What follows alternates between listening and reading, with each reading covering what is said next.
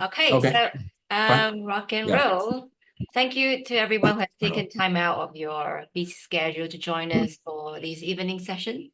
For those familiar with us, RBC, you will know that this is our first webinar focusing on the Cambridge market. We are very excited to present this unique city and is known for having one of the best rental markets in the UK. Which is largely driven by the strong economic and educational sectors. And in my opinion, Cambridge is an underrated city with a well-insulated economy. Next, we are going to introduce our speaker in today's discussion. We're just going to keep it very casual, just like a podcast interview. We're very happy to have two guest speakers who will be able to give a very thorough explanation on the Cambridge market and where the best investment opportunity lies. So I'll be the moderator today. My name is Shelvin, and I'm from RBC. We are a marketing consultancy company based in KL, and I have about 17 years of experience dealing with international buyers in various global markets, such as the UK, I'm sure, the Australia, Singapore, and Japan. Then we have Tom. Tom is he's from Hill Group UK. Just wave. Handsome guy. He has a passion for delivering high quality customer service and satisfaction, as well as a strong background in hospitality. Hence, he speaks very well. People skill is fantastic, and event management. So he leverages his expertise in property. He travels to understand the needs and preferences of different customers from different culture, and he offers them the best solution for their investment or lifestyle goals. So he is the face of Cambridge. He's the ambassador of Cambridge. So he's going to show and express all his love for Cambridge market later on. Then we have James from Bidwell's Lettings. He's a buy-to-let expert with 20 years of experience in the sector. Very, very senior. He takes care of quite a fair bit of residential lettings. He's very well connected in Cambridge and also London real estate market. So without further ado, let's jump right into our first conversation. Firstly, I'm going to run through the agenda. We only have 3 parts, but 3 parts doesn't mean that it's going to be short. It's going to be quite thorough. We're going to dive into different market strengths, sectors, what drives the market, where are the hotspots, and definitely also the landscape in the rental market. So we're going to start with the market, and Tom will be leading this sector. Then followed by rental market, the future trend, and James will be, leading this forte as well, and recommend the project definitely. So we're gonna let Tom show his love, introducing Cambridge. I'm gonna ask the questions. I think Malaysian investors have predominantly focused on London. Actually, when we started our business back in 2009, we started with London, and the rest is history. And it's also fair to say that most of us know Cambridge primarily because of the University of Cambridge. And today we have Tom, our expert who lives and works in Cambridge, here to shed light on the city unique qualities and bring the Cambridge lifestyle into our discussion. So first questions, drum roll. Could you please provide an introduction to Cambridge and explain how it distinguishes itself from other cities in England? Absolutely, yes. I've been living in Cambridge since 2009. So I've been living in Cambridge for a reasonably long time. And when Shelvin mentioned that Cambridge is has been underrated a little, but in recent years, it has come out from the shadow right in the spotlight because we are officially crowned the second most expensive place to buy a property in the UK. When we do try to distinguish ourselves to other cities in the UK, that is because because of the university, we're a very young place, and strategically we are very well positioned. I mean, from Cambridge itself, we've got direct train access to 4 of the train stations in London, and that's King's Cross and Pancras, Liverpool Street, and London Bridge. I think a lot of people don't know about this, like how well connected they are. Yeah, and you get direct train access to 2 of the London's biggest airports, so that's Stansted and Gatwick. Gatwick, that's where you get your long haul flights, and Stansted is only less than 20 minutes, well, to about 20 minutes on the train. So it's really well connected, and over to Oxford, which we'll explain later. But itself, it is really well connected with the public transportations and rail system, traveling up and down north and south, and then you can easily get to Birmingham in about two hours, Manchester 3.5, Bristol maybe 3.5, 4. If you go to the eastern and northern part of London, it should take you about an hour. So we do have a lot of people working in London. They're looking to buy in Cambridge because of the life-work balance, metropole, country living balance. And they do need to go to London once every week, twice a month. They all sort of concentrate around the King's Cross, Highgate, Stratford, Canary Wharf, that sort of section of Cambridge, and it is, sorry, London, and it is very easy to access those parts of London. As in the demographic wise, predominantly there's more than 75% are still Caucasian, white Caucasians, but amongst the Chinese community, I'm Chinese by origin, but amongst the Chinese community in Cambridge, we nicknamed Cambridge as the Chinese capital of the UK simply because we've got highest percentage of East Asian population, and hence we have a lot of facilities and amenities that especially cater for East Asian population, and that is above 50% in the figure that you see there, and that's including all the rest of Asia. But when it comes to East Asia, that we are actually more than 4.2%. Comparing to London, we are a lot more mixed. London is a lot more mixed. But when it comes to demographics, what people do for a living, etc., you guys can see that predominantly majority of the Cambridge population are in science, medical, IT research, and then on top of that, you get academic. So people teaching universities and different educational institutions. And people may be surprised actually why there's 10% of military in Cambridge, and that's because we do have a number of defence companies based in Cambridge, and either is things to do with aviation, things to do with logistics, and very smart engineers are from Cambridge University. So a very robust young city with a knowledge-based economy behind it. And that distinguishes itself to London massively, because London is simply just too big. Because Cambridge has been doing incredibly well in the past decades, the central government and also local government have brought out the definition of a greater Cambridge. So Cambridge itself is not limited with its city boundary anymore. It is growing. It is having satellite towns and villages, just like London. So when you have central part of London, people think about Westminster, Chelsea, Kensington, but then when you expand it into different parts of London, you also have all the boroughs or cities or towns and villages around the central part of London. Cambridge is exactly heading to that direction. So we'll have so many little villages and towns surrounding the city. To the left, people can see whole of Greater Cambridge population is actually above 300,000 people. By Southeast Asian standard, that is not a lot, but in the UK, that is actually a sizable city. And then once again, I'll just stress, because of Cambridge University, we are a very, very young city. And that's why the city age group that's between 20 to 39 years old, and that is 42%. So people come and going all the time and create a strong and robust rental market. And amongst those renters, 65% are in research. So they do have a reliable income from all these big employers, multinational companies, and they are very well educated too. It's a very book smart city. Very book smart city. I'm not so sure about street smart city, but book smart city, that is for sure. That is for sure. Yeah. So next questions. So again, now coming back to the educational sector, and how does the presence of University of Cambridge impact the economy in Cambridge? It's very interesting questions. Yes, absolutely. Cambridge University obviously has been in Cambridge for over 800 years, guys, 800 years. So we've got 31 different colleges. So whenever people ask questions, or how do I get to Cambridge University?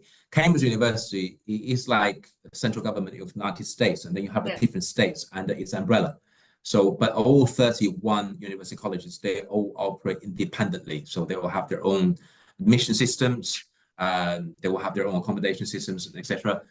So 31 colleges all under the umbrella of Cambridge University, and it certainly creates, it's one of the best universities in the world.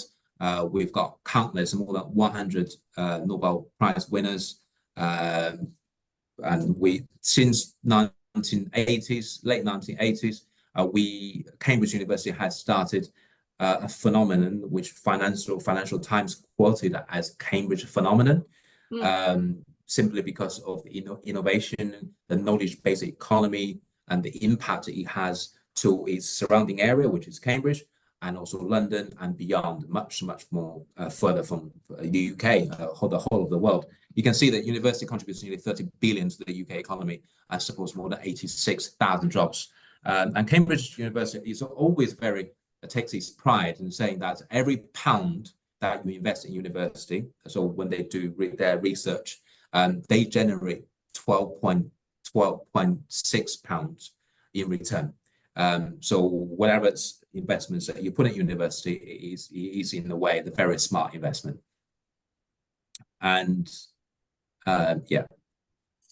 So next question, I think if most of the Malaysians, like say they know Cambridge by the university, or Cambridge is more about books, academics.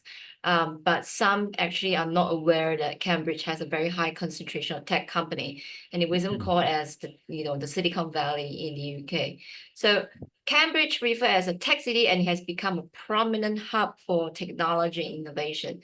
So can you share with us with the current tech landscape in Cambridge and how it shapes the property market?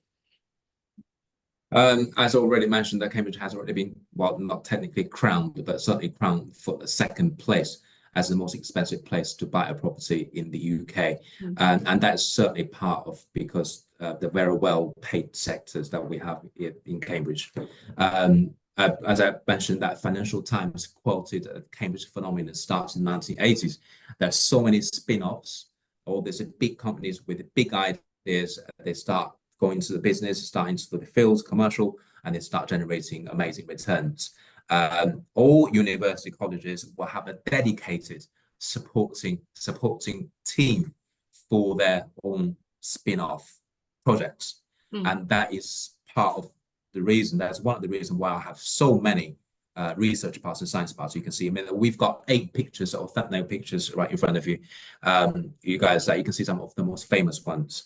Cambridge Science Park leads its way. That is the oldest science park in the UK. And we also have the Cambridge Biomedical Campus, which is one of the 4 in the world. And that is the only one in Europe. And that's led by AstraZeneca, which is one of the biggest pharmaceutical company, who announced it was relocating its global headquarters and also R&D facility to Cambridge back in 2012. And now Cambridge University has also announced that we are going to build a dedicated cancer research hospital, and it should be ready and functional or operational by 2030. So when it comes to tech sectors, guys, IT, that's usually concentrated in the northern part and also central part of Cambridge. Some famous businesses that you know, Siemens, Amazon, Apple, Philips, and what's the other big one? And also Samsung. And they all have their own research facilities, some sort of research facility in Cambridge. And that's concentrated sort of like in central and northern. That's IT, that's computer semiconductor manufacturing, and also satellite communication, material science, how all these computer chips are made to perform various different features, and also AI. AI has been constantly growing around Cambridge, all different spin-offs of companies with some big ideas, and how AI helps with pharmaceutical sectors. So this is a map that you can see clearly that where are these major science parks are located within Greater Cambridge. So the blue bit right in the middle, that's where the city is. You can see West Cambridge sort of to the left, that's right at the edge of the city. And then slightly above, and then you can read up Cambridge Science Park, Vision Park, Cambridge Research Park, St. John's Innovation Park. They're all within easy reach from Cambridge City. So all those parts are primarily with material sciences, IT, AI, and computers, semiconductors. And then down south, that is another thing that I'm going to mention to you guys, that is life sciences, all concentrated around south of Cambridge and led by Cambridge Biomedical Campus, which is one of the largest in the world, and certainly the only one in Europe. But then further down, you have Granta Park, Iconic Park, Wellcome Geom Campus. Those are very heavily life sciences based company science parks. And to the left, you can see some numbers. By 23, that we've got more than 23 unicorn businesses available. And if we can move on to the next slide, that you can see what I'm going to explain through the Cambridge Science Park, which is the most famous point in the UK. It employs a lot of people, so they do act as a very stable tenant base. Because all these young people, they're not originally from Cambridge, or a lot of them, they are not from the UK, and so they will need somewhere to live. And that is actually very close to one of our developments. And the Cambridge itself is very flat, so it's very easy to cycle around.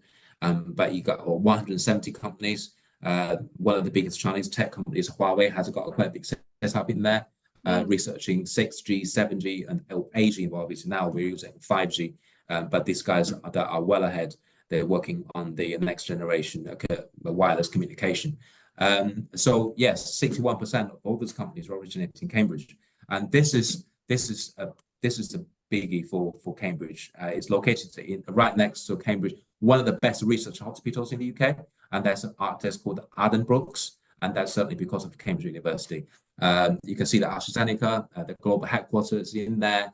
Cambridge University, no doubt. Cancer Research, GSK, Abcam, that's a UK local PLC headquarters in Cambridge. So that's sort of why that in the northern part of the landscape, then you get all the IT, AI, computer chips manufacture in the sort of the northern part of Cambridge. But down south, you get most of the life sciences people. If we can move on to the next, yeah. All right. Good. There's a very good coverage on the science park. Now we're going to move on to a more macro sort of factor, which is usually the key consideration for Malaysian investors to think about whether the investment will be worthwhile in terms of whether they will have any economic booster. So we're going to need Tom to talk through any upcoming infrastructure programs in the area in Cambridge that will impact the Cambridge property capital appreciation. Absolutely, yeah. There are a lot of wonderful things coming into Cambridge. Infrastructure-wise, as I said, because of Cambridge University, the city itself is actually very old. I mean, it's more than 800 years old when it comes to settlements around the city centre area. Because we have so many historical buildings, we certainly cannot expand our roads, or we can't have a metro system right away, simply because we have so many factors we've got to consider. However, I mean, we are working on ways to improve public transportation. So both the central government, the UK, so UK central government, and also local governments, and also private businesses, we all know how well Cambridge is doing. So that's why we've been all the business sectors and also public sectors have been pumping a lot of money into Cambridge to improve infrastructures, to dedicated cycle lanes so people can get from A to B on a bike without having to jump in the car. And also we're working on our public transportation systems. We do have one of the most expensive guided busways in the UK, not sure if you guys are aware, but so the buses that travel on dedicated lanes. This is quite an important map, guys. So the central government is thinking of linking two of the most famous university towns, Cambridge and Oxford, by railway. So there's no railway at the moment between Cambridge, direct railway from Cambridge to Oxford. So you often have to go to London first, and then you switch train stations, and go to either Oxford or Cambridge. So this is what we call it East-West Rail. And you can see the numbers at the lower half of the slide.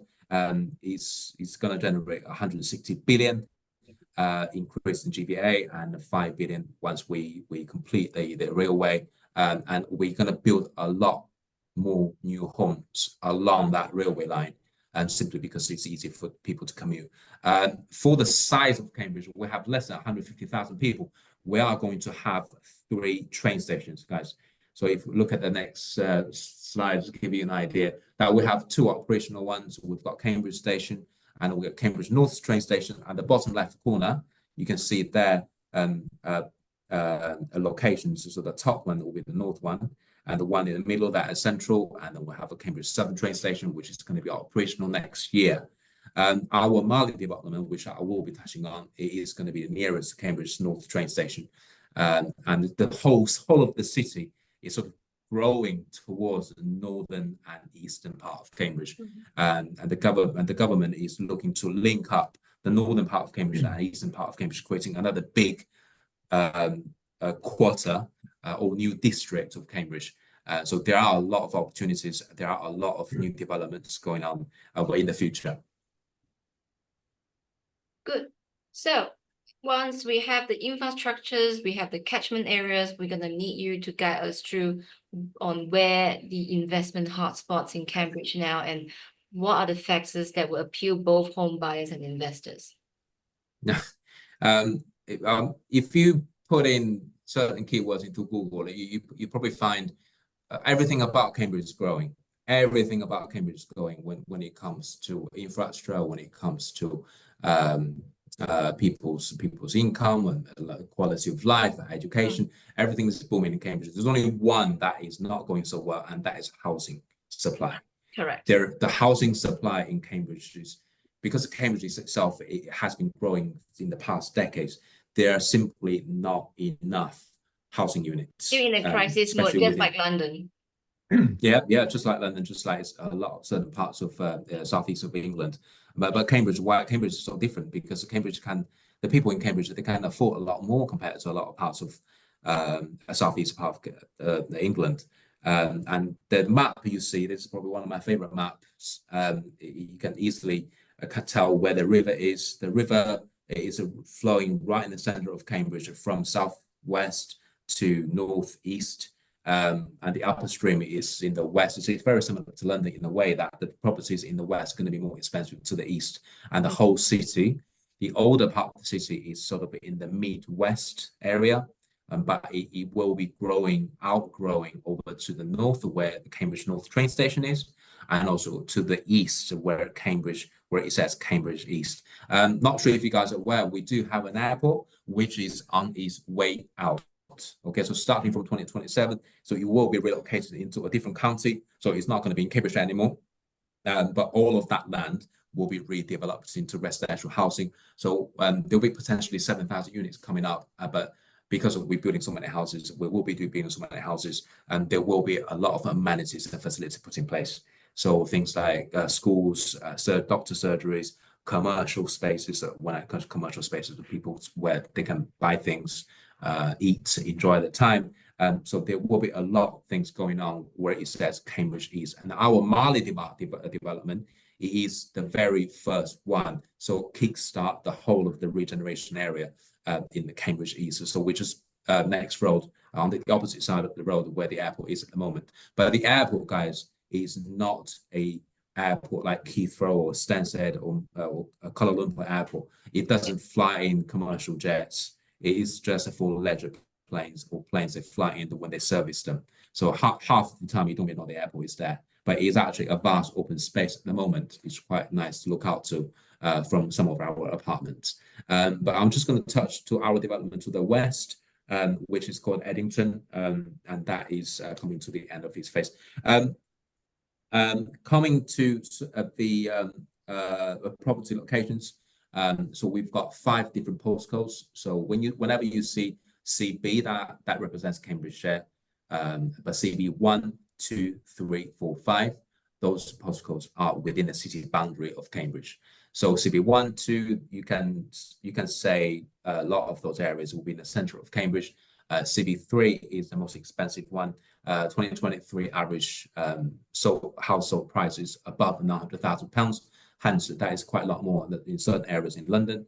But the upcoming postcode is CB5, which is in the east. And we have seen some very solid capital gains in terms of when people bought property back in 2019, they would have made a fair share by 2023 or 2024. So yeah, these are the postcodes that we have in the city, but we do have two developments. One is at CB5, which I will be talking in depth. That's a CB5, that's in the east, and the CB3 that is in the west, but that is coming actually the end of its development life. All right. So thank you, Tom, for sharing your knowledge of Cambridge market as a local. Thank you for that. Now we're going to move on to the rental sector, which James would lead on this part. So I'm going to jump straight to the first questions. How has the residential market landscape in Cambridge evolved over the past year, and what are the current trends in the Cambridge residential market? Hi, good evening, guys. Yeah, this is James. Yeah, 20 years experience in the lettings market. I was born and bred in Cambridge as well, so I know the city very well. Yeah. So I've been, and you look very book smart today. Looks can be deceiving though, Shelvin. So, Yeah.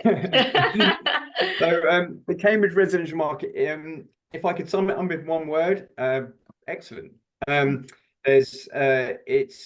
been working very closely within this particular market, like city centre Cambridge lettings, for around about 10 years now, and it's only been going one way, and that's upwards, which is great to see. So within the last, I mean, I remember that I think the biggest increase was probably in the summer of around 2022, where COVID, we got out the COVID. We just got out of COVID, yeah. So there were exactly. lots of demand from the market. Yeah, I think COVID kind of kept things on a level playing field for a little while, but as soon as we came through that summer of 2022, I just remember the market just jumped, a huge, great jump in demand. Rental figures were the yields were increasing, huge gains in that year, and it's only just basically just continued into 2023 and 2024. So huge demand. Obviously, we touched on a moment ago, Tom mentioned the lack of supply. I mean, yeah, the lack of supply is always, and huge demand is only going to give you one thing, and that's, an increase in prices. So we mentioned all the different companies that are set up here, companies that are moving into the city, AstraZeneca being probably the most well publicized, the most famous one, but there are so many, as Tom mentioned previously. So yeah, that whole lack of supply and huge demand has only sent the rental figures one way. A couple of points to mention here. Most of the demand is for flats, I would say. If I had to pick between flats and houses, I'd say flats, predominantly 1 and 2 flats. Although there is a demand for houses, 3, 4, 5 bedroom houses, but that tends to be in a more specific seasonal fluctuations. So demand for houses tends to be in the summer months. So roughly where we are now, sort of end of spring, May, June, July onwards. As we get into August, September, that demand tails off slightly, but there is still a demand for them. But I would say for 1, 2 bedroom flats are probably the safest bet if you're looking for demand on a 12-month cycle. So that's what we've seen, and that's what's traditionally has been correct, and that's what we're still seeing at the moment. And would you share with us why Cambridge people are preferring flats over house at this stage? I just think it's the tenant profile. It's the tenant profile. You've got young professionals, so you've got students that have potentially left the university, they've done their degrees, they're straight into jobs. These are obviously tenants that don't have families. They may be in a relationship, they may be a couple, but they don't have families at this stage. They're in the age range 25 to 30, somewhere in that age bracket, and they don't need a house effectively. There just isn't that demand. And we have a lot of people coming to work for these companies, the AstraZenecas, the Amazons, the Googles, all the different companies based in the Science Park and Business Park that we touched on earlier as well. These are young professionals looking for high quality accommodation, and they're willing to pay for it. We do have, as I said, the demand on family homes is there, but it's just less. But then we've got people relocating from different countries, different parts of the world, who are looking for those family homes. But again, there's just a 3 or 4 month window of opportunity for those properties. Good demand, but as I say, limited on the limited time to get them let. But still good. What is Still a good. the average void period says during summertime? We can let properties very, very quickly. We don't really have void periods. I know that sounds like too good to be true, but I can promise you it isn't. The way I suppose there's two ways to answer that. If someone buys a new property and they come into our office, they give us the key, we may, obviously there's going to be a bit of a void period because we need to get the property presented correctly, place it onto the market. You can imagine a tenant isn't just going to call us up with a 2 days notice saying, hey, I need a flat. They're going to give themselves a few weeks to find a property. So if on a new instruction, we would need maybe 2 to 3 weeks, something like that, I would have thought, to get a tenant to get a tenant to move in. We'd probably get it let within a week, probably not even that in the summer. It's really that quick. If we're on a relet, so let's just say we've got a property which is under management anyway, the tenants decide they want to move out, we're already managing that property, then we would re-advertise the property around about 6 weeks before the end of the tenancy. So we would secure a tenant for the next period whilst the other tenancy is still continuing. So that minimizes the void period even less. So we normally allow a few days between tenancies.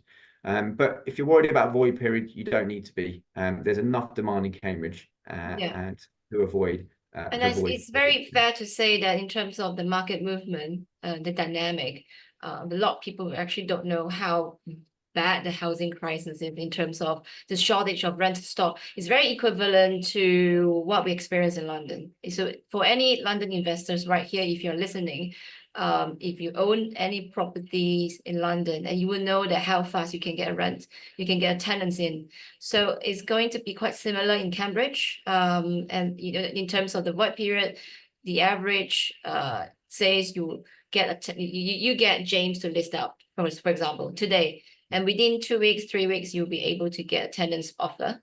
And then maybe even less than that.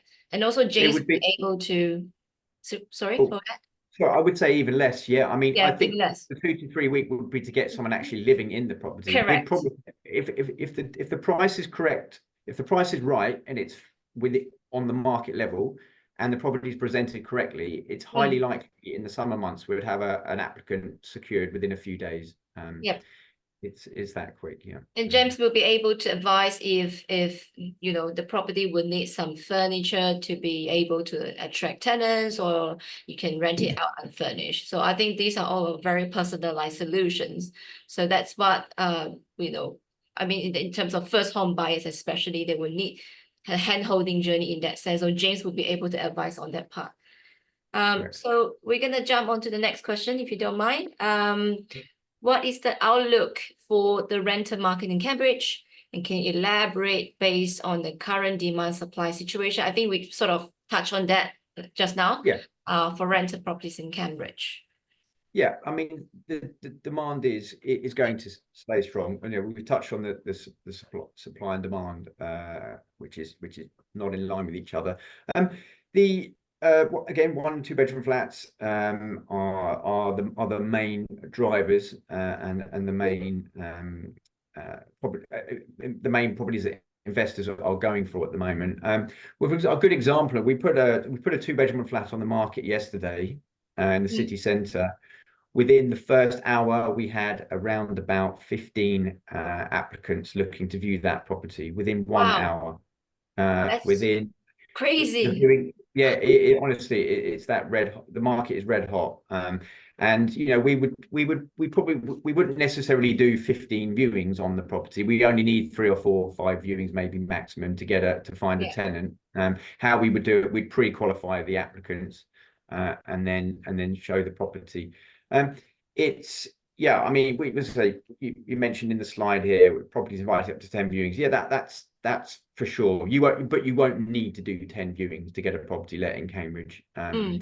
It's the market is very strong, and it's only going to go one way. I think we don't see demand decreasing at all. In fact, quite the opposite.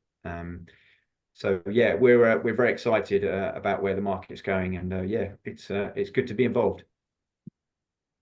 So this is also touching on the high growth economy, and there is a close relationship between office and laboratory business place take up, and that sort of surge the rental demand in Cambridge city centre.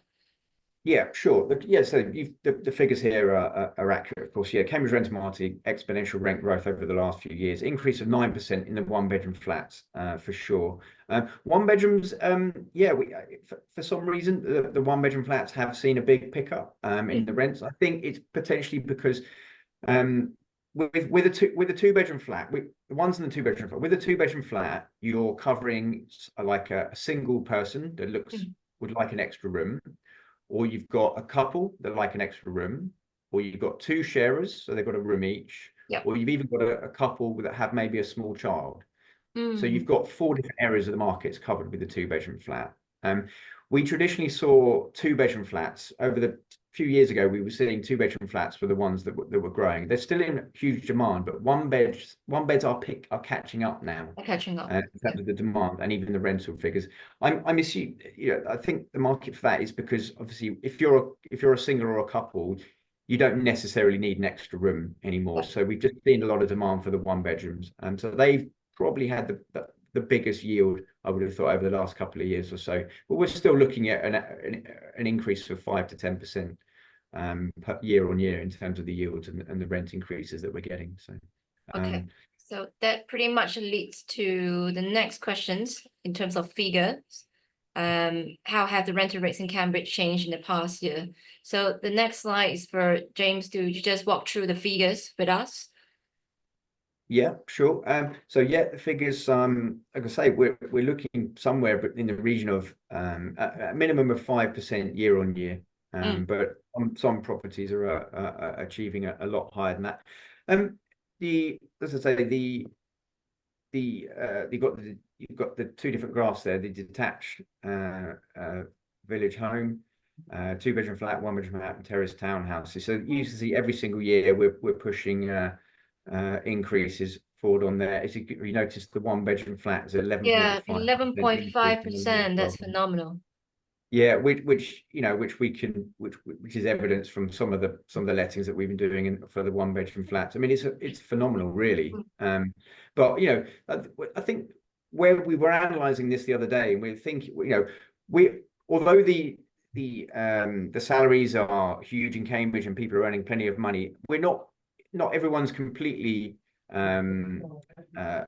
oblivious to the sort of demands on the cost of living crisis that we're having. So those people that were traditionally maybe looking at a 2-bedroom flat that didn't necessarily need one are now looking at 1-bedroom flat. So the demand's gone into there. So you know, we're not completely above that. So as I say, 1-bedroom flats absolutely fantastic. 2-bedroom flats still good, but yeah, we just say it's just demand's increasing year on year, so we're really pleased about that. The average yields where we're looking at for the flats is between 5 to 6%. Houses are between 3 to 4.5%. That's even better than Malaysian properties.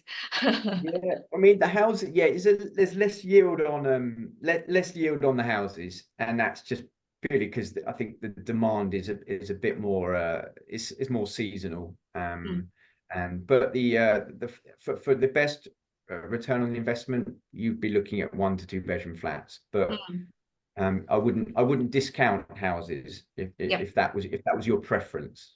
Sure, I wouldn't discount that. Yeah.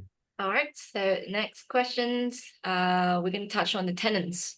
What are the typical profiles of tenants renting in Cambridge? Apart from being book smart, we have to look at what sort of professional backgrounds and age group and stuff. So that we have some infographic over here.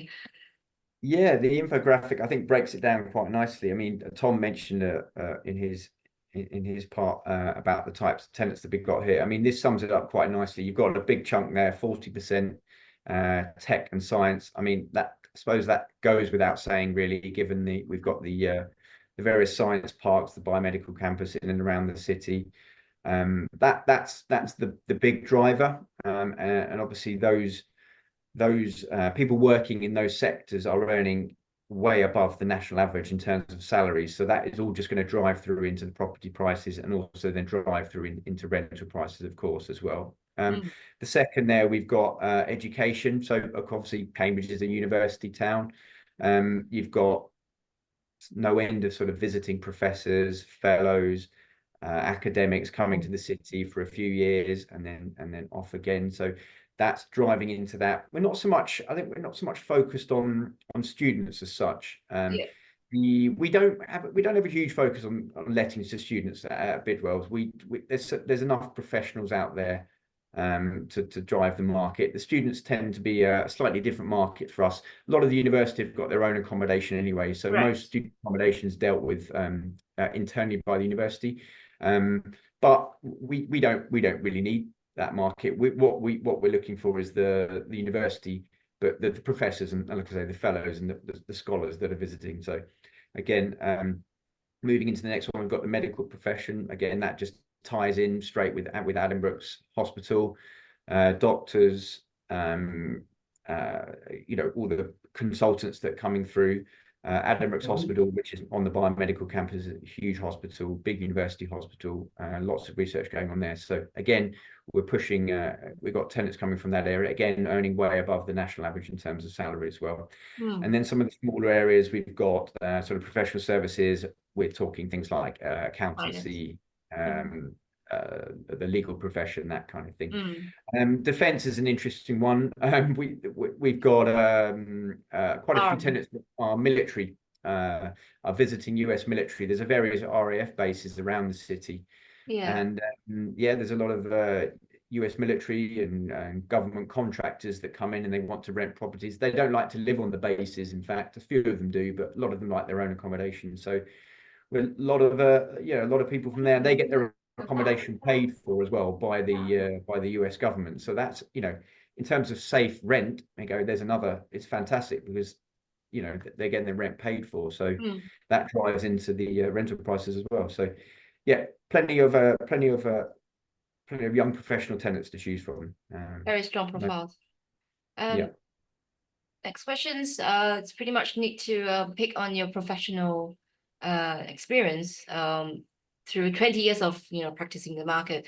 What kind of amenities or features are very much sought after by tenants in Cambridge? For example, like, since we are marketing Malik, why Malik captures so much of the rental demand, and if there is any emerging trends in tenants' preferences?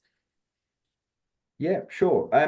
If you think about the type of tenants that we mostly work with, which is sort of young professionals, then they're going to want to be within reasonably close proximity to the city. Location is always a key when purchasing property. Marley, for example, is about 10 minutes outside of the city centre, probably not even that really, to be quite honest. It's so proximity there is really important.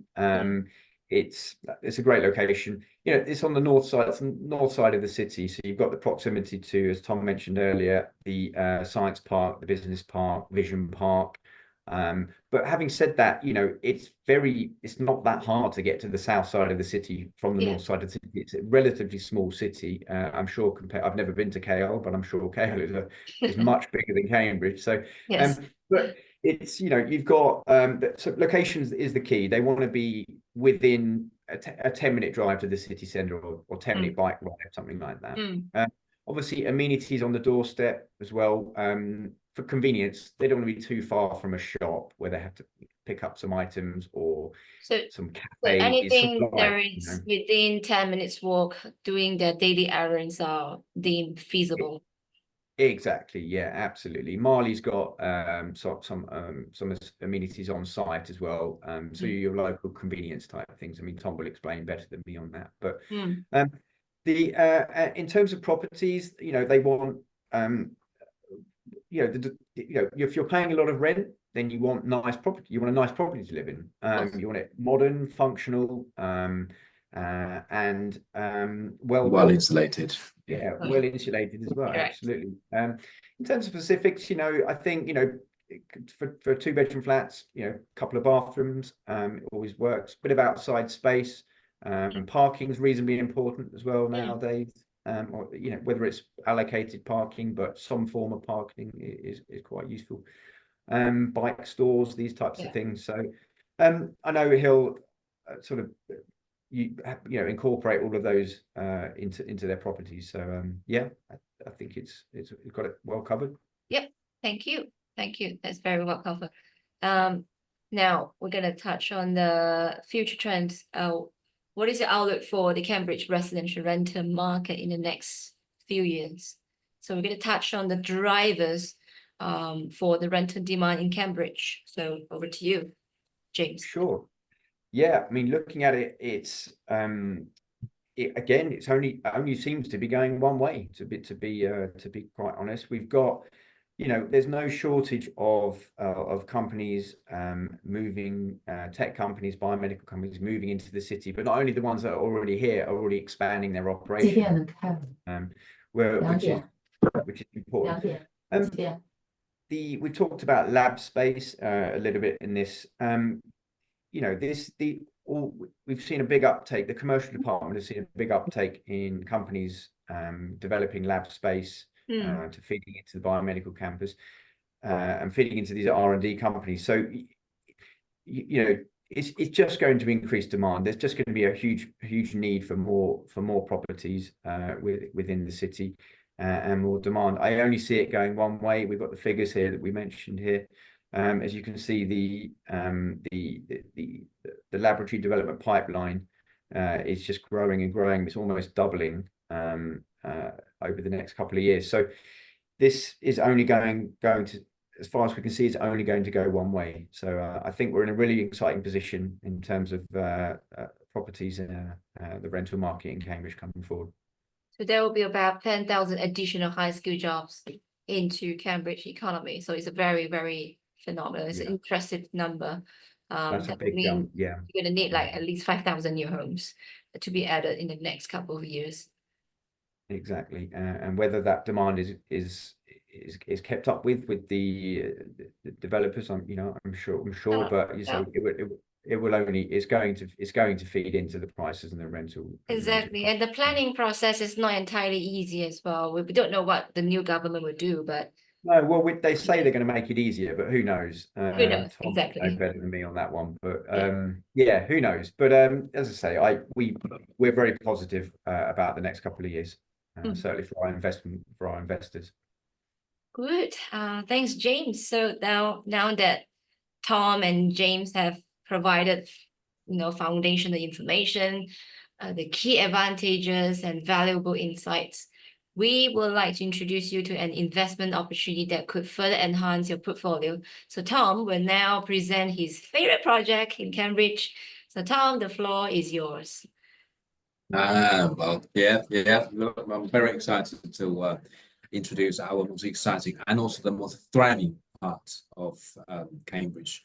The map that I touched on a lot in my presentation earlier, that you can see is tucked away in the eastern part of the city with the easy access to the city centre. As James rightly mentioned, it only takes about 10 minutes on the bike into central Cambridge. Cambridge is not big at all, guys.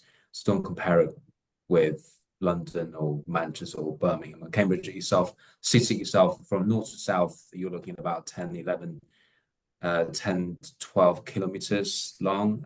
East to west, you'll be looking about around 9 kilometers wide. So the place itself is not huge. And the Marley development is the very first development that will kickstart the whole of the Eastern Cambridge projects development regeneration. So we started moving people in back in 2020. We are looking to complete 1,300 units, and that's including both apartments and also houses. Majority of them are going to be houses. We're going to have 200 and possibly 223 apartments available in the southern part of the development. And this development has won numerous awards. So 2023, it won the best family home design, which is and also by Evening Standard New Home Awards 2023. So when it comes to design, it's sort of blended in with the modern style with the traditional values or the heritage value in the designs. All our houses are double glazed. All our apartments are underfloor heating. So in our apartments, don't even get to see radiators. They're really, really well spec'd, and all our windows, I mean, they spin 360 degrees. So you don't even need to climb out to clean your windows. There are quite a lot of house types that they've got a roof skylight windows too. In the bathrooms and in some of the houses, it gets a lot of natural light. So this particular development, unlike a lot of developers who will get on with the residential housing and start making money straight away, for this particular development, we started building a primary school on site, which is a state school, and also the community square. So remains very much the heart of the community. And personally, I believe because of that very reason, the community itself is very, very closely knitted. They've got a very active WhatsApp group, so all the neighbors know what's going on when it comes to certain things, especially. And we also have a Friday Hong Kong market, simply because we've got quite a lot of Hong Kong investors and also residents on that development. And so they all get their fresh produce straight away from, not from Hong Kong, sadly, but from Billingsgate, for example, and also the big food markets or wholesale markets in London. So you get your Asian veg, you get your meat, you get your fish, and that's on the market square. And the pictures that you see right now, that we have numerous community events taking place throughout the year, and all the decking and chairs that you see, and also the big screen right at the front. I'm not sure if you guys can see, you can. That is actually outdoor cinema. That's outdoor cinema that we host in the summer. I mean, we do have another event, outdoor event, coming up at Marley. So majority of the buyers or the renters, the people renting properties at Marley, are young working professionals with, well, they either young couples with no kids or young couples with small kids. And majority of those kids will go to the local school, the primary school on site. So you don't even need to walk more than 5 minutes from certain parts of the area. And we also have bus stations right next to the development. So if you don't drive, you don't want to bike, if it's rainy or too windy, you can easily get on a bike, and that will get into Cambridge City Centre within 20 minutes time. So I've already touched on that. So 1,300 units that we're building.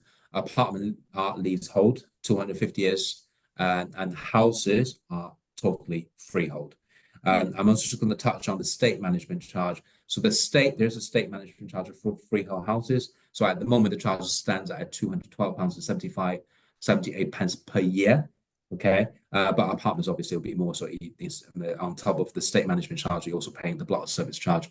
But we onto the bottom right corner that we have all different phases. We have quite a lot of phases, but by large wise, we're going to divide that whole development into 3 phases. So we're on to 2 and 1, and we are due to start the phase 3 in 2025. But that timeline has not been firmly confirmed yet.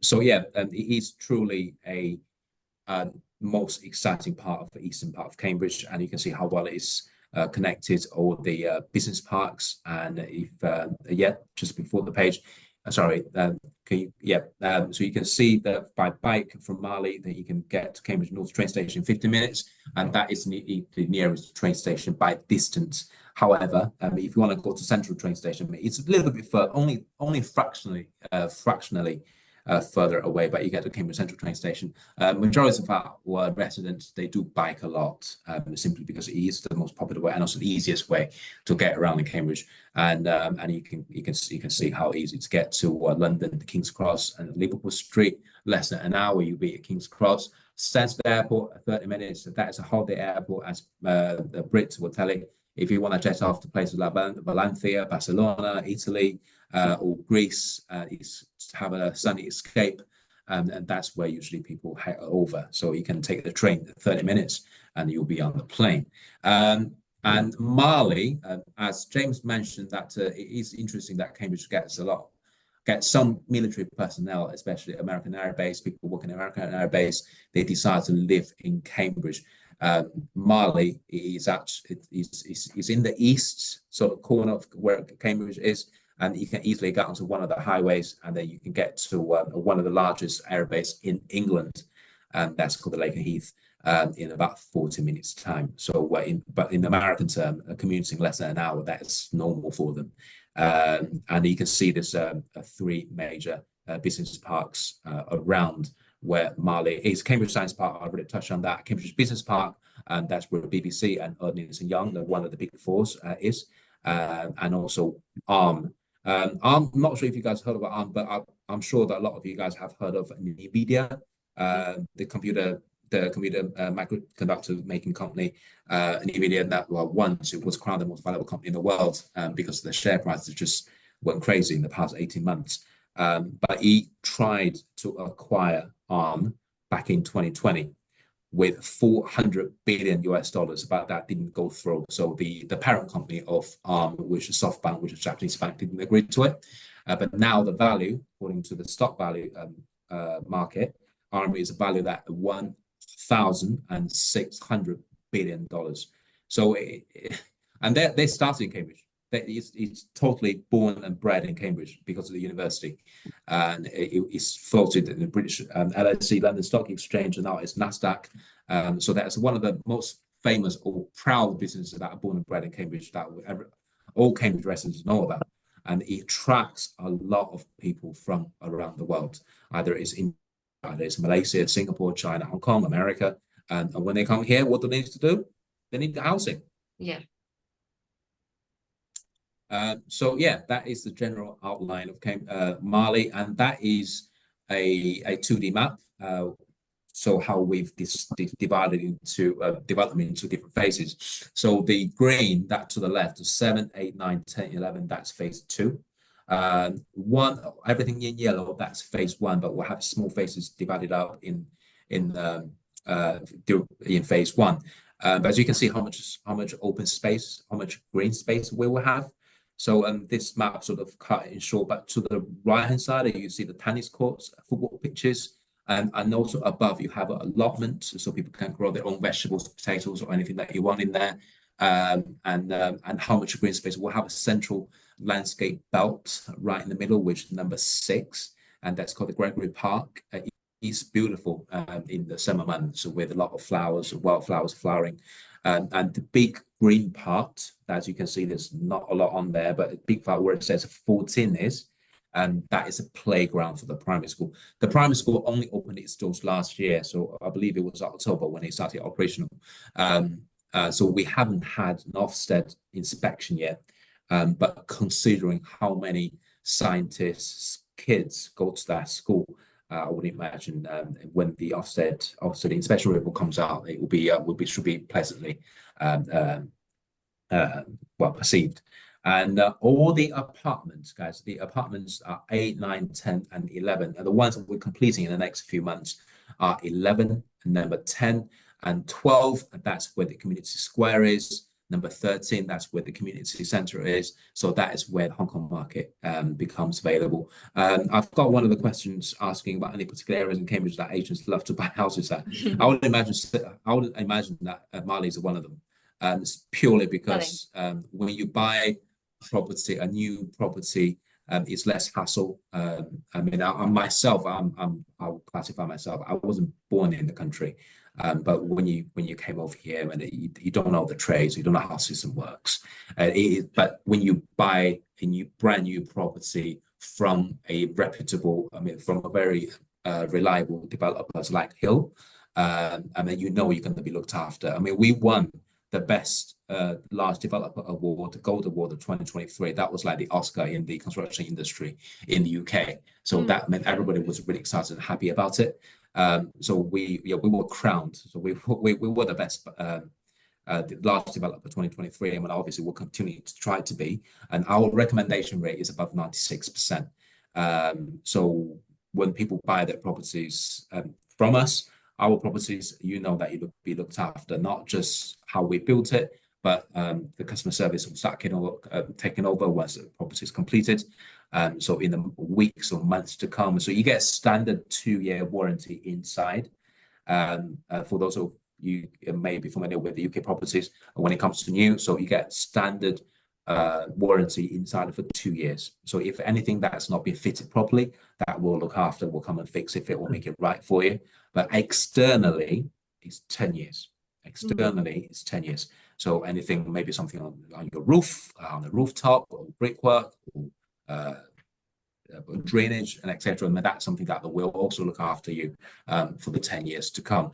I mean, we are a company that haven't gone public, and I don't think we're ever going to be going public. So we're not a PLC, but we're very much a family business, and a Hill family. Their family values are going to remain very strong in how we conduct our businesses. When it comes to build quality, construction methods, we don't have any timber frame house properties on our developments at all. They're all brick and block, traditional brick and block properties. And when it comes to apartments, some of the cheaper constructions will have the timber floors. When it comes to, so you basically can hear anything above going upstairs. But when it comes to construction, our solid concrete is really well insulated.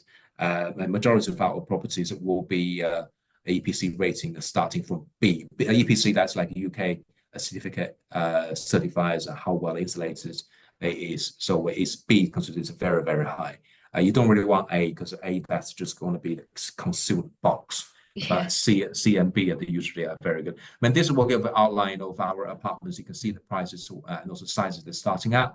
2-bedroom places, we've only got one left. 2-bedroom houses, we've got some corner plots going for less than £400,000 at the moment. And another note to remember that all our apartments at Marley, and also in our developments in Cambridge at the moment, they all come with parking. So you do not need to buy parking. So compared to London, I mean, you have to pay £35,000 if you want to buy a parking space. But with us, you don't need to pay for parking. And all our allocated parking spaces will be covered.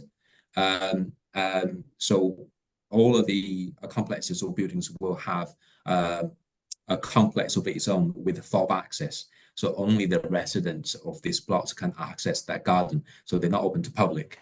And the parking space is just beneath that garden. So what we call it is a podium garden on the first floor, but on the ground floor, that's where you park your cars. So you're not going to have to worry about. And it's when you park your cars, it's gated access with the fob as well. So it is 100% secure. And one thing that you guys may have also noticed, that we are not building our apartment blocks sky high. So we do not have any high rises in Cambridge, simply because local people will be resenting that hugely, because we certainly just do not want to be like London, Manchester, Birmingham. So all our apartments will be 3, 4, maximum 5 floors. I mean, the ones that you see here, they're 4 floors high. All of our apartments will have lifts. Don't forget, will have lifts, even though there's only 3 floors of 3 stories or 4 stories, but they also have lifts. So if you can't be bothered to climb upstairs, even if you live on this first floor, when you can obviously lift, especially if you're carrying heavy items. Tom, there's a question from the Q&A. If they're not using a parking space, can they rent it to outsiders? That is something you will be written in the contract. I've seen customers, they do advertise. If people are looking for parking space, you can rent a parking space. But I'd say for Marley, I do need to check the contract. But there is a possibility you can do within your residence. A private rental, so to speak. Maybe a private rental. I mean, it won't be black and white, but that is something that for people you want to do. But don't forget, you got a park and ride right next to the development, whether people want to pay to park their cars as well. I've got another question here: that is Airport busy, and how many flights there are in a week? Well, first of all, Airport is not busy. Like I said, it doesn't fly commercial jets. It doesn't fly. It doesn't have flights going to places like Barcelona or Rome or Italy or Spain. There's a few private jets, I think, that fly in and out of there, isn't there? I think it's a private. And also a private jet. So when you take your flying lessons, to flying lessons, so you get the single jet, not even jet engine, it's a propeller engine. So those ones, I mean, they'll take recreational use, really, isn't it? Recreational use, exactly. Yeah. I mean, you do have some lots, like occasionally you have larger planes, but they're all mostly military airplanes when they come here for servicing. Correct. So, but you don't even know they're there because they usually come at night. And all our houses, and because it is a working airport next to our development, so when it comes to planning consent from the local authority, they did actually ask for extra sound insulation when it comes to windows and walls and I mean both Shelvin and Jazz. So when you're inside the property, once your doors shut, you actually can't hear anything. Can't hear anything because the place is so well insulated. Even in the units, because I go there myself all the time. Even on the units sitting right on the main road, when the traffic is busy outside, you can't hear them. So not busy, but when it comes to how many flights are there in a week, how many flights there are in a week, it is a bit hard to put a number on it, simply because if the flying schools are busy, they could have a few more planes taken off.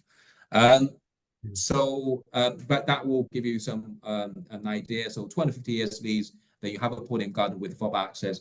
All the units come with underfloor heating, and this is a unit, guys, that I've been pushing recently pushing to all my customers. Less than £330,000. It's a dual aspect, guys.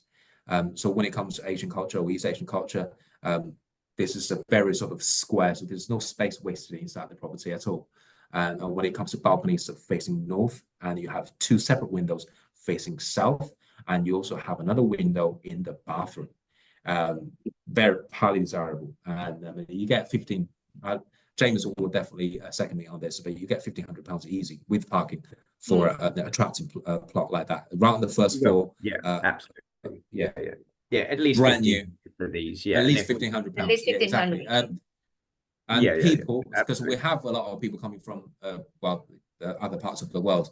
When it comes to rental properties, they do, some of them, a lot of them, they often do have a preference renting a new property, simply because they know that everything in there should be working. If not, they'll be looked after. Sure.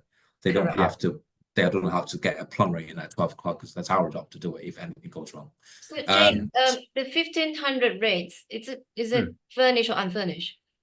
Well, actually, that would be unfurnished. Oh.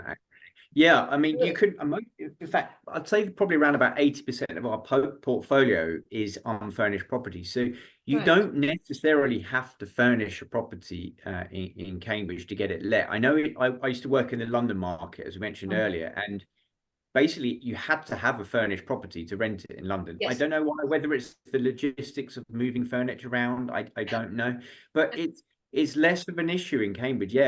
If you want to furnish, you probably will get a bit more rent, probably another £1,500 a month. Not much.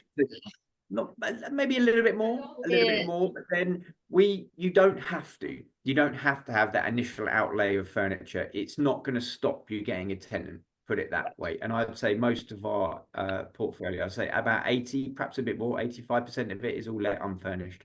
Certainly houses, if you would invest, if you invest in a house, you definitely don't want furniture in a house, 100%, because most families moving around, like an established family, you know, mum and dad, 2 children, have generally got their own stuff. If you wanted to furnish and you wanted to search that extra £50 to £100 a month, no problem at all. But you don't have to. You absolutely don't have to. It's a choice. It's a choice. Interesting. Just picking up on a point Tom mentioned as well about how you're buying a great product from Hill and they're looking after you.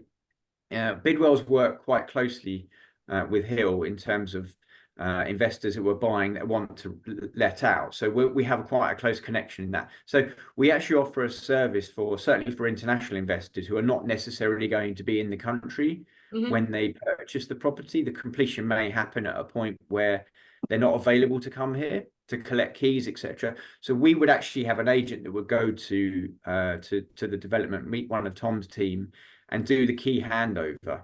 And then we can actually get it onto the market. So you don't even have to come to the UK if it doesn't fit in with your timetable or you can't get here. You know, we can cover that process for you. So we can actually go to the property, do the handover, collect the key, then photograph it, get it onto the lettings market. So it's a nice smooth transaction from a property you purchased to get it onto the letting market. So did you guys cover the snagging as well? We actually have, we've had one of the property managers will go through the snagging and detail it. It's a service that we've done several times now. So it's an option available if someone would be looking to do that. And it I totally Saves I you totally you know, a flight over here, doesn't it? So there you Yeah, go. I mean, most of our clients won't, purposely flying into Cambridge to pick up the keys. So Sure. we have been doing the handover process. We usually just link up with the lettings and management agents like James, and then usually you guys would just pick up the key from the concierge, and then check on the condition of the unit, a part of the snagging process. And then photographs will be taken, and then straight in, you will get your unit being listed on the portal. So as simple as that, very seamless process. Yeah, absolutely. So 2 bedrooms. So Tom's, this Yeah, is other yes. options that clients can consider. Just look, I mean, the size of this, I mean, this is actually one of our smaller, slightly smaller 2-bedroom apartments. So you can see about the square footage is about 675 square foot. I mean, that's hence the price. It's less than £400,000. But when James was saying about the tenant's profile, whether it's a young couple, or even if it's a young family with a small kid, I mean, this smaller 2-bed will be generating, James, I believe James was second to that. I mean, £1,800 a month at least, really, when it comes to parking. So you get a decent principal bedroom, which is double bedroom there, and it's on the top. It's on the second floor, D18. To the right hand side, you can see where the location is in that building. So it's also got dual aspects. So in that picture, above is north, and obviously bottom is south. So you do have like southwest facing all around you. So starting from midday, you should get your sunshine all the way through in the evening. The reason why I selected on that, I mean, it is almost like a perfect squarish sort of a 2-bedroom, and the price, guys, for less than £400,000. Exactly. It's a I mean, if you no-brainer. do, it's totally is a no-brainer, and don't forget, I mean, when you approach Shelvin, and we can decide something how we're going to further the process. But I mean, it's right at the top in that corner. But at least of now, then you'll be able to enjoy the open space where the airport is, where virtually not many planes are flying up at all. And every now and then you see some small planes, and that's all. It is a vast amount of open space right in front of it, but obviously that will change that from 2027. But yeah, that will also make a very good investment buy. So when it comes to a smaller in size but higher yields, obviously you don't want to get a 3-bed and 2-beds I because the quite yield like the slightly fact that goes down. this 2-bedroom does provide some flexibility. It can be converted as a home office, which is quite Yeah, well, yeah. at the moment. You could potentially put a desk next to a single bed, or you could potentially put a day bed or maybe a pull-out sofa, just in case if you have like a couple pull-down of bed. friends coming over. Yeah. I mean, that's easy. So you can use that as an office. But you have your friends coming over, you can use that as a two-bedder. I mean, that turns into a double room, and then you've got a 1 bathroom sort of tucked away in on the left, on the right hand side. It's totally separated from a kitchen and living area. Since we're on this subject, there is a question from the Q&A. Is it possible to let out just one room and the landlord, the buyer, take one room himself? Sublet. Of course. That's what we call a lodger. I mean, lots of people do. A lot of people do that. A lot of people do that. Yeah. I mean, that will help with the young. With the young buyers, they would help them to pay for their mortgage. Yeah, extra income. It's very popular in Cambridge. It's very popular in Cambridge. Indeed. Okay, so gonna move on to the next slide. Oops, there we go. There, master plan. Master plan. Right. Comes to master plan. So we talked about the flats. Some of we are gonna have quite a few units completing this and next month, and the next batch will be completing around this October, November time. But now focusing on houses, guys. So majority of our units are houses, freehold houses, opposed to leasehold houses. So the Jubilee Central developments, you can see we have 78 houses starting from 2-bed all the way to 5 beds. I mean, if you are looking to buy one of those houses for yourself, a 2-bed, they do generate a handsome return. I've seen some adverts quite recently on Rightmove. They're going for, on our developments actually, going for £2,000 a month. and they all come with parking spaces, and also they're all coming with EV chargers. EV chargers come as standard on our houses, okay, not flats. Obviously, you get shared parking under the podium garden, and this is also the development that won the best family home design, and that is actually on Willow B. See that? Yeah, so one of those house types to the bottom right hand side corner, which has got 1-story extension to the back and skylight windows, is extremely high roof, ceiling height. But yeah, we do have family homes of 4 or 5 beds. But when it comes to investments, Willow, that's probably one of my favorite house types.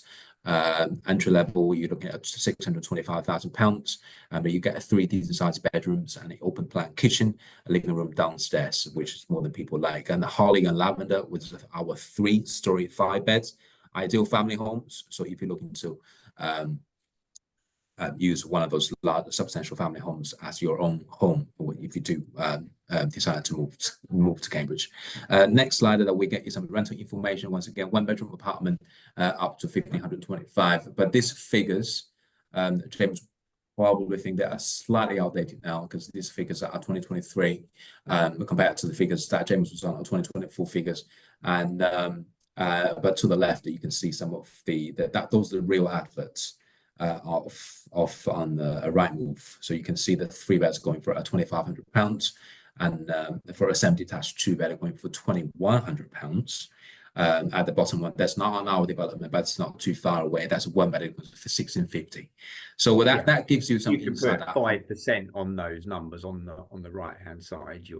That's probably about where we are at the moment. Yeah, sorry to interrupt. Where we are at the moment, exactly. And for the units, the flats that we're completing, let's say this month or the next month, I mean, if you're able to complete around about September, that is actually the best time to let your properties.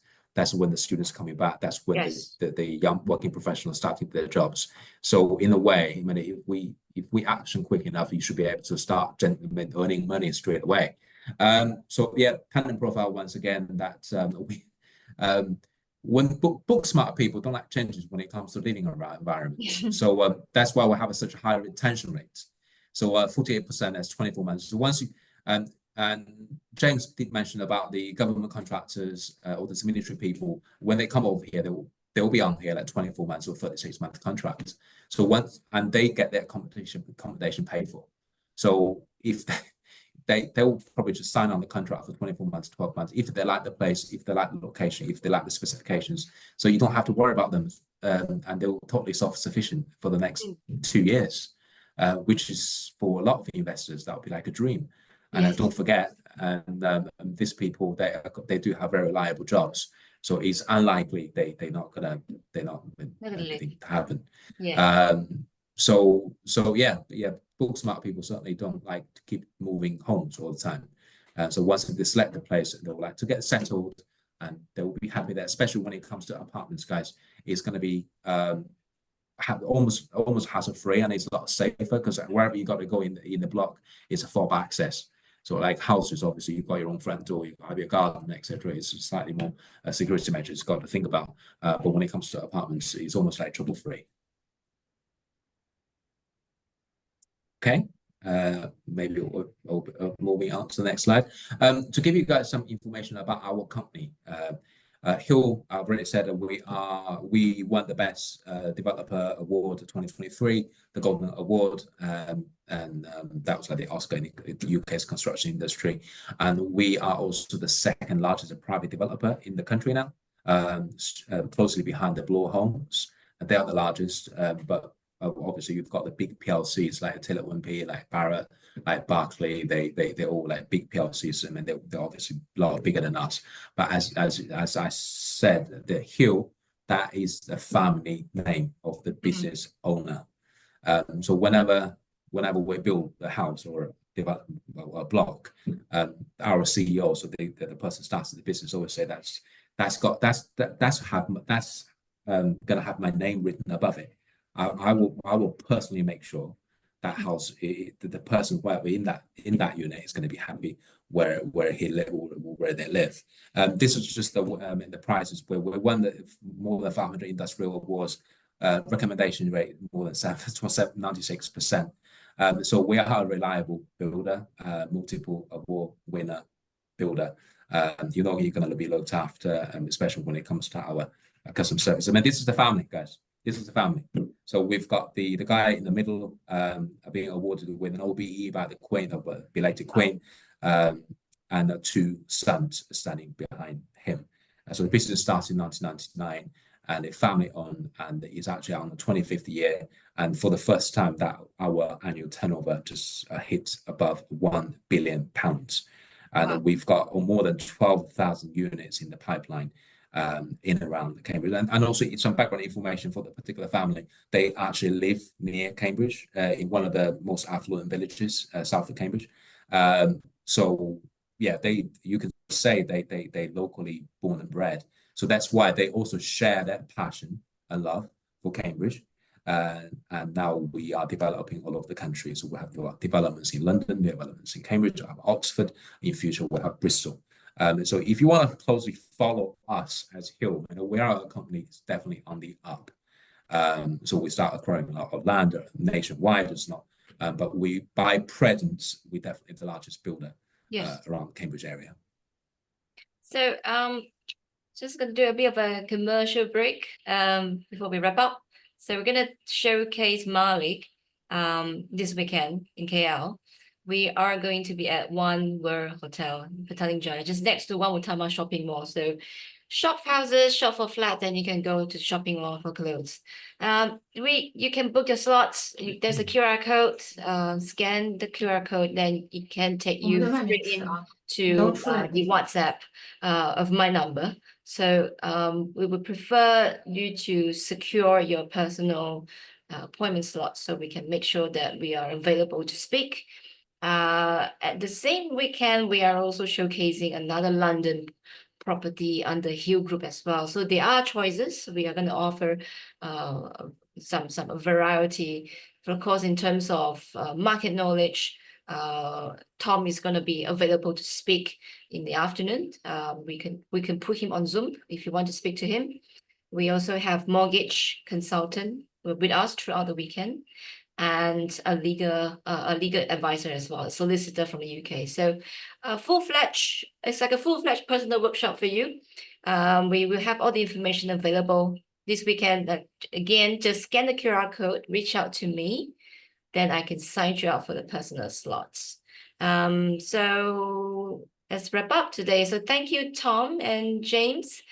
Sorry, before we wrap up, there is another Q&A question. So we're just going to address. Yes, round the top. I was just reading the leasehold thing. Land. Exactly. So let's answer this about the leasehold property. If there are lots of property in Cambridge has at least 100 years balance. It's all over Rightmove and Zoopla. And is this acceptable by local buyers to buy properties with a balance of below 100 years? Is that a norm? Oh, my understanding, James probably knows a bit about this as well, but my understanding is that whenever it goes below 70 years, then you could potentially look to extend your lease. Correct. But if you have a lease of 90 or 100 years, you really shouldn't really worry. And that's why that you see these properties or these units on Rightmove on the market. So you should, I'm not anticipating any issues. I mean, when it comes to the point that you need to release your lease, the solicitor, the landowner will offer you that, and then you can decide whether to extend your lease at a cost. Okay. Yeah, that is what I believe as well. I think that's I agree with Tom on that one as well. I mean, it's getting a lot easier now to deal with freeholders and leaseholders. Correct. There's a new Reform Act that have just gone in as well. So things like lease renewals should be a lot easier coming forward anyway. So the government, the central government is trying to tidy it all up and making it more streamlined.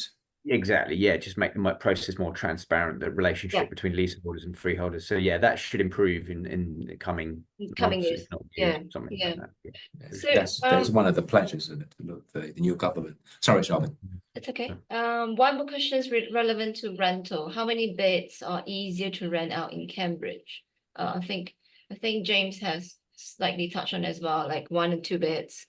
But perhaps you can provide more insights again on that question. I would, yeah, one and two beds, because what you want, you just, it's that sort of young professional market are the ones is what's predominantly where the demand is coming from in Cambridge. So, you know, if you're a single person who's just got their degree and they've just been offered a job at the biomedical campus, you don't want a 3 or 4 bedroom house. Why would you? You know, you want a 1 or a 2 bedroom flat. And as I said, we touched on it, I'd say briefly as well, but those are the flats that are in demand, just because it ties in with where the demand's coming from in terms of the tenant profile. It's the young professional market. They've got a decent amount of disposable income, and they want to enjoy living in the city. You know, they're going to be working long hours, hard to earning good money, but they want a nice flat in a nice part of the city. New builds are, you know, say Tom mentioned it earlier, there is a demand for new builds. They want to, you know, they're paying £1,500 for a 1-bedroom flat, 1,600 or nearly £2,000 for a 2-bedroom flat. It needs to be nice. It's got to look good. They want to feel like uprising demand for people who are more lifestyle driven in that sense. Yeah, and also green when it comes to energy efficiency. I mean, if they're renting like a Victorian period property, I mean, converts into apartments, I mean, no way it's going to be as well insulated as new properties. When it comes to how the windows are glazed and the amount of insulation that's been put in. Smart home in that sense. These are all important, you know, and I think just because someone's earning, you know, a scientist is earning 70, 80,000 pounds a year, doesn't mean they're completely immune from the cost of living crisis. It doesn't mean they don't want to pay £500 a month for their electricity, you know. They want to totally. So energy efficiency is hugely important, and it's modern huge. flats, It's a huge thing in England. Has that. It's a huge thing in England. I mean, it has been coming down incrementally, but I mean, in recent months, I mean, it still costs quite a lot. But all our apartments come with underfloor heating. I mean, that will keep the room temperature very, very stable. So I mean, our customer service manager will tell you this. That's just keeping it flat at a certain temperature, and it's going to be a lot cost efficient. And but if I'm not sure if customers know about this, but the heating source in our apartments are the air source heat pumps, so they're not burning gas. So it's pure electric. They're not burning gas at all. So it's a lot more energy saving as well. Yeah, and it's very green, so we're not relying on natural gases. So not on site at least. So it's all electric. It certainly does. It's definitely I mean, our new apartments, we're proud to say. I've got another question. It's about. I think we covered all the questions. I think we've covered all of it. Yes. Oh, good. Great session. It's a great sharing. I utterly enjoyed all the conversations in the past. Almost come to 20 Cambridge, minutes. guys. Wow, very it's young, exciting, and also we'll have a lot of people coming in. Yeah, so we hope that we can get some tractions for the events this weekend. Again, if you missed out the QR code, I'm just gonna go back to the page again, scan it, or just write down my phone number, reach out to me, and I will take it from there. So again, I would like to thank Tom and James for your time today. It was a very, very insightful sharing. So such a great conversation. I really enjoy it. And I hope all of you find it very useful when it comes to buying property in such a, you know, far away country. There's a lot of thought process, I'm sure. And I hope that we address most of it. Again, if there is any other questions in regards to mortgage or the legal, come to us, because we have the professionals with us during the event itself. So thank you. Thank you again. Have a lovely evening. And for gentlemen, Tom and James, have a lovely afternoon later on. So thank you. We're gonna see you sometime. Hopefully we'll see you soon, and then we're gonna do another second round, hopefully. Sounds good. Thanks for the invite. That's great. Thanks so much, guys. Take care. Thank you so much. Bye-bye. Bye. Bye.